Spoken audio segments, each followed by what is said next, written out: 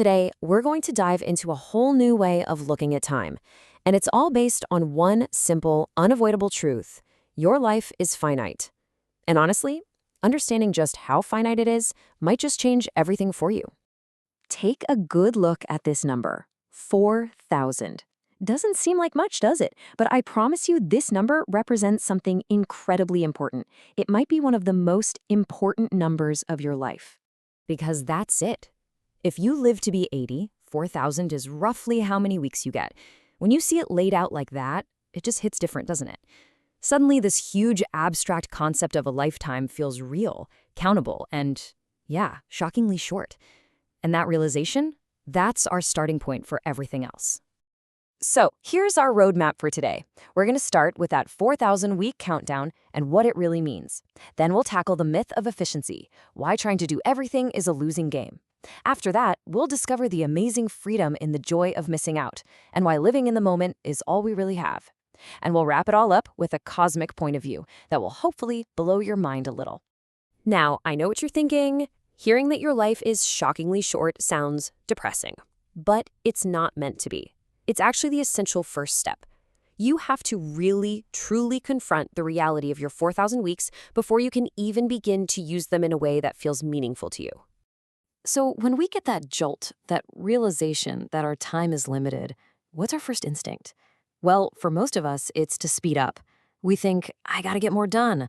We become these productivity machines, cramming our calendars, just hoping that one day we'll finally clear the to-do list and reach that magical, mythical place where everything is done. But you know what? That's a trap. And here it is, the heart of the problem. Author Oliver Burkeman calls it the efficiency trap. Think about it. The better you get at answering emails, the more emails you get, right? People learn you're quick to respond, so they send you more stuff. The inbox never actually empties. It just refills faster. So your reward for being incredibly efficient is just more work. And this just lays out that vicious cycle perfectly. Berkman actually tells his own story about this. He was super diligent, replying to every single email right away, handling every little request. He felt so busy, so productive. But then he'd look up at the end of the day and realize that the truly important stuff, like this massive article he'd been meaning to write for months, was completely untouched. He kept telling himself he just needed this one big, clear chunk of time to get to it. But that time never came because the little things always ate it up. The important work was always for a tomorrow that never seemed to arrive. So how in the world do you break out of this loop? Well, step one is accepting that you can't do everything. And from there, you have to start making choices. A really practical way to do this is with two lists. Your open list is your giant brain dump of everything you could ever possibly want to do. It's infinite. But the closed list, that's where the real magic is. It has a super strict limit, maybe just 3 to 5 items. And here's the rule. You cannot add anything new to that list until something else is done. It forces you to actually decide what matters most, right now, instead of just knocking off easy, unimportant tasks. Okay, this next strategy is even more radical, and it might sound a little crazy. You have to strategically decide to underperform. Yep, you heard that right. You have to accept that not everything deserves your best effort. Because if you don't actively choose what to be bad at, your life will just automatically fill up with trivial stuff demanding your attention. For Berkman, this meant he had to protect his morning writing time, no matter what, even if it meant emails went unanswered for a few hours or chores piled up. And you know what he found out? The world didn't fall apart. Most things can wait. You see, escaping that efficiency trap isn't just about learning new tricks or hacks. It's a fundamental shift in your mindset. It's about going from being afraid of your limits to actually finding freedom inside of them. I mean, we all know FOMO, right? That fear of missing out. It's that little nagging voice in your head that no matter what you're doing, there might be a cooler party happening somewhere else, or a better job you could have, or a more perfect partner out there. It's what makes us scroll through restaurant reviews for an hour instead of just picking a place to eat. It's that keeping your options open thing that can stop you from ever really committing to anything or anyone. But the antidote to FOMO is JOMO, the joy of missing out. It's this deep, profound relief you get when you finally make a choice and just lean into it. See, a choice only has meaning because you're not choosing something else. When you decide to stay home with your family instead of going out, that decision has value precisely because you've closed the door on other options. You are defining what's important to you, committing to a path, a person, or even just what you're going to watch tonight, and then fully investing yourself in that choice. That's real freedom. There's this fantastic story about a Harvard art professor that captures this perfectly. He makes his students pick one single piece of art in a museum and just sit with it for 3 hours straight. No phones, no talking, nothing. The author tried it, and he said the first hour was just pure agony. But somewhere in that second hour, he kind of gave up fighting it. And by the third hour, he started to really see the painting. Subtle details, layers of color he'd missed. The whole thing came alive. It's such a powerful lesson. Real depth takes time, and our constant rush for the next shiny thing makes us miss out on the richness that only patience can give us. And that leads us right into another one of our flawed modern habits. We treat the present like it's just a dress rehearsal for some better future.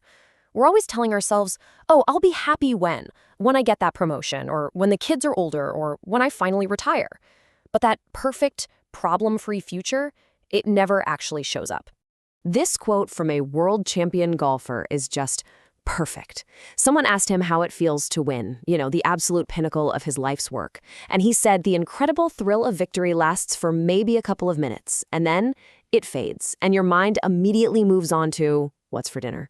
His point wasn't that goals are pointless, but that life is almost entirely made up of the in-between stuff. It's the daily practice, the grind. If we're miserable for hundreds of weeks just for one brief moment of glory, that's a terrible trade-off. The process is the life. Okay, I've got another number for you, 93%.